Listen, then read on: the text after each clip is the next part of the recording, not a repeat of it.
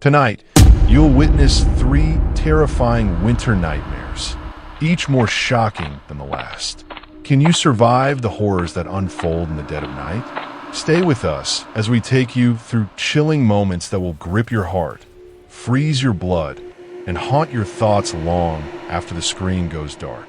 These aren't just stories, they're true winter horrors, and each one will test how far you can go before fear takes hold. Watch closely if you dare. Let's dive into the story proper.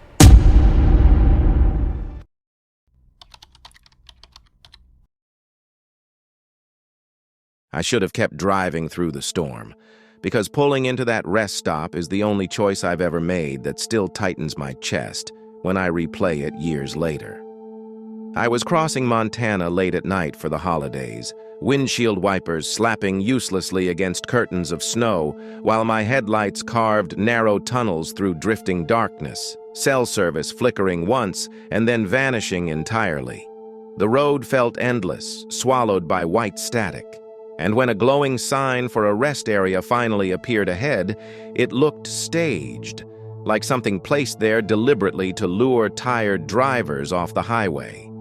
One lonely car sat beneath it, half buried in ice, no tire tracks leading away. Inside, the building smelled of disinfectant and damp coats, fluorescent lights buzzing overhead while the heater clicked on and off without much conviction. My boots squeaked across tile as I stamped snow from the treads, trying to convince myself I was grateful for the break, that I'd just warm up and keep going. When I pushed on the men's room door, it wouldn't move, not even an inch, like someone on the other side was bracing it with their shoulder. I knocked once, half joking, half uneasy, got no response, and stepped back. And the door suddenly swung open hard enough to smack the wall behind it, the stall lights inside flickering over empty sinks and dripping faucets.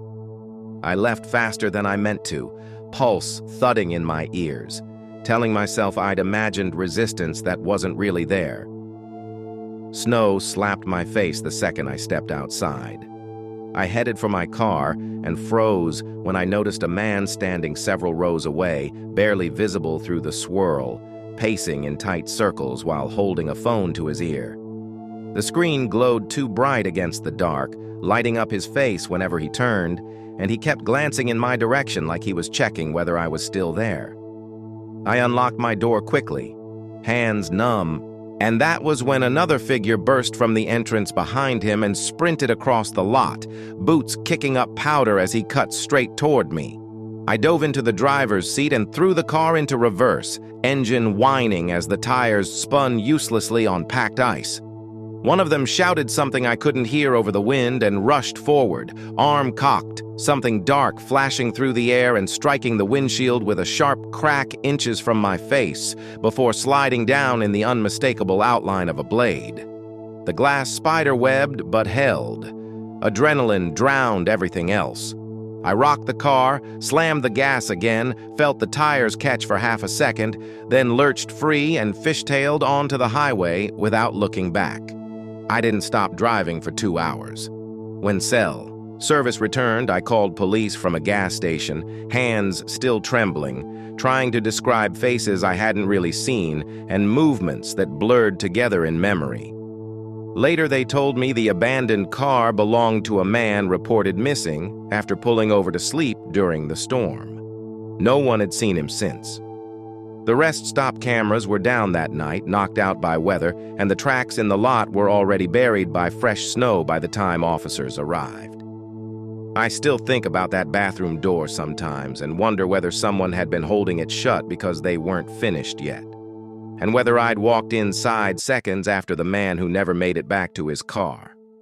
Every winter, when storms swallow the road and rest area signs glow out of nowhere in the dark, I keep driving, no matter how tired I am, because I learned the hard way that light doesn't always mean safe.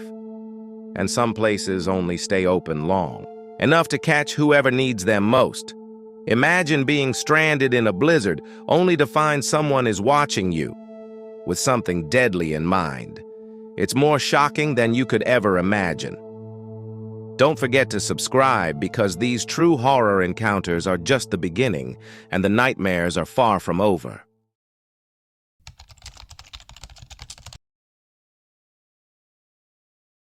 Working overnight at a ski resort teaches you that isolation isn't silent. It hums. It presses against the walls. It makes every creak sound deliberate. And on the night Matthew vanished, the mountain felt awake in a way that set my nerves on edge long before I could explain why.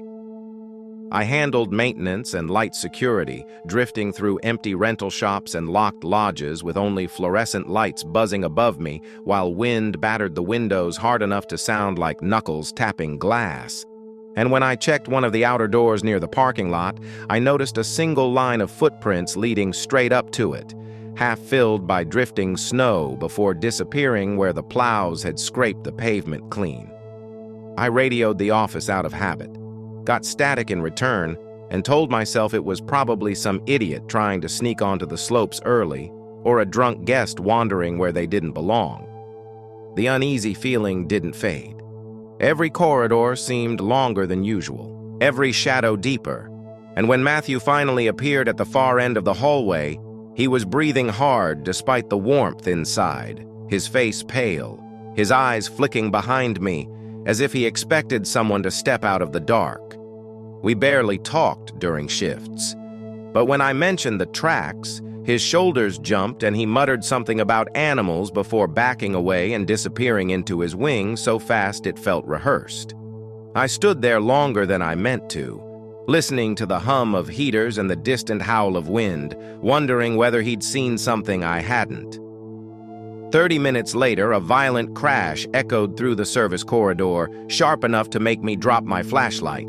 The sound rolled through empty space and didn't fade the way normal noises do. It lingered, vibrating through walls and pipes. I jogged toward Matthew's section, calling his name, but only my own voice answered back. The back door stood wide open, snow curling inside in thin spirals. Alarms silent, night pouring through the gap.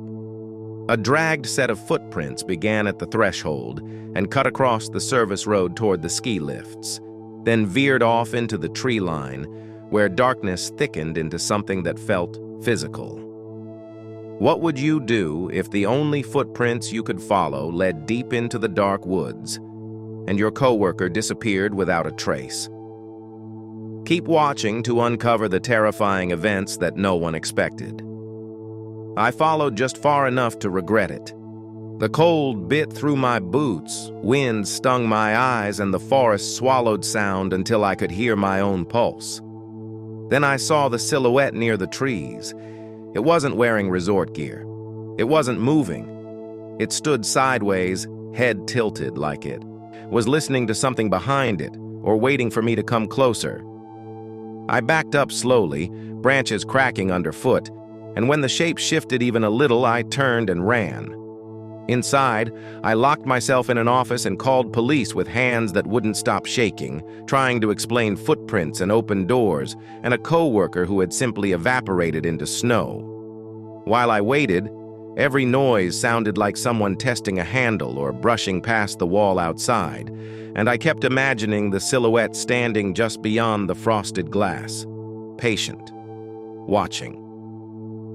When authorities arrived hours later, they swept the grounds with spotlights and snowmobiles and dogs that lost the trail as soon as it reached deeper forest. They found another set of tracks circling back toward the buildings, stopping near where I'd been cleaning earlier in the night, as if whoever took Matthew had returned to check whether anyone else was still moving around the resort. He was officially declared missing weeks later. No blood, no broken equipment, no signs of a fight, just impressions in snow that melted by morning and miles of wilderness that refused to give anything back. I quit shortly after. Sometimes I think the only reason I'm still alive is because I didn't follow those footprints long enough to let the mountain close around me too. And because whatever was out there decided one person was enough for that night. If you love stories that will freeze you in fear, make sure to subscribe so you never miss a single horror nightfall.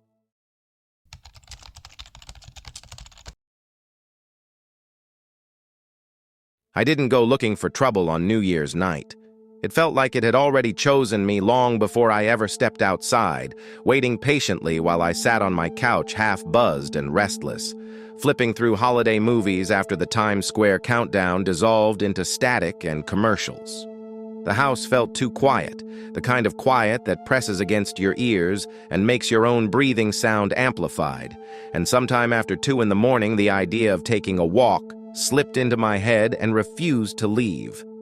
I told myself it would sober me up, clear my thoughts, burn off that jittery energy that comes from sitting too long, and before I could reconsider, I was pulling on gloves, a jacket, and a knit cap, stepping into the cold air as snowflakes drifted lazily beneath streetlights.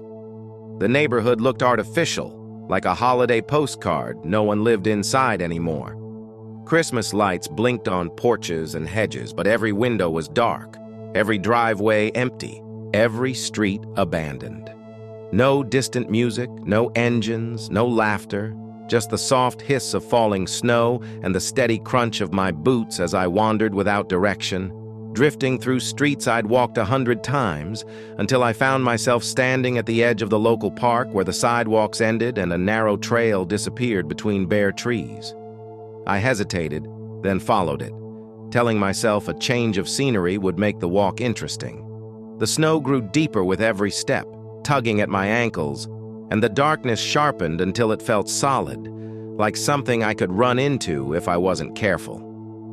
That was when I realized the small lamps that usually lined the path were gone, leaving only moonlight filtering through branches and long black gaps between tree trunks. Unease crept into my chest and settled there, convincing me to turn around. I took a few steps back and froze. A second set of footprints ran perfectly alongside mine. They were too clean, too sharply pressed into the powder, appearing where seconds earlier there had been nothing. Whoever made them had been close enough that I should have heard breathing, footsteps, fabric brushing against fabric. I rotated slowly, scanning the trees, but the shadows refused to give anything back. Then I noticed the prints peel off the trail, angling into the forest where the darkness thickened until it swallowed detail entirely, as if the person had stepped deliberately into a place meant to hide them. I told myself coincidence. Another walker. Drunk paranoia. Anything that didn't involve the alternative. Still, my pace doubled as I retraced my path. Boots sliding, heart thudding harder with every step until the park released me back into lit streets. I wandered another 15 minutes just to prove I wasn't scared, circling empty blocks, checking reflections in dark windows, jumping at nothing, until my nerves finally loosened enough to head home. The relief lasted until I stepped inside. The downstairs lights glowed exactly as I'd left them, but the stairwell above was pitch black.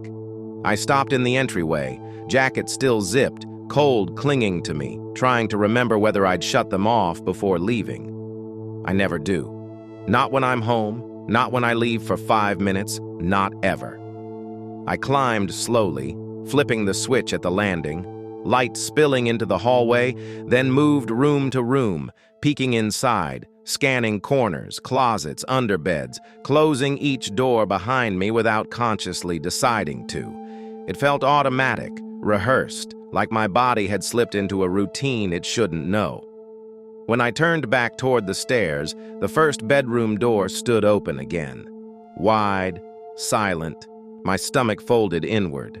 I stared at it, waiting for movement that didn't come, then called out, my voice thin and strange in the stillness. No answer. I edged closer, every nerve screaming as though something just beyond the frame of the doorway was listening, timing me, deciding whether to let me see it or not. The next moment fractured. I remember stepping forward, and then nothing. I woke up on the floor with a migraine so intense it blurred my vision, blood sticky in my hair, cheek pressed to cold hardwood, phone somehow still in my pocket. My body was positioned too neatly, like I'd been lowered instead of dropped. I called 911 with shaking hands while trying to piece together how much time had passed, whether I'd heard anything, whether I'd fought back, but my memory stopped cold at the doorway. Police said nothing was missing. No forced entry. No signs of a struggle. No usable prints. Whoever hit me vanished before I even regained consciousness. Sometimes I think about those footprints in the snow and wonder whether the person in my house followed me all the way back from the park, or whether the walk only delayed what had already been waiting upstairs.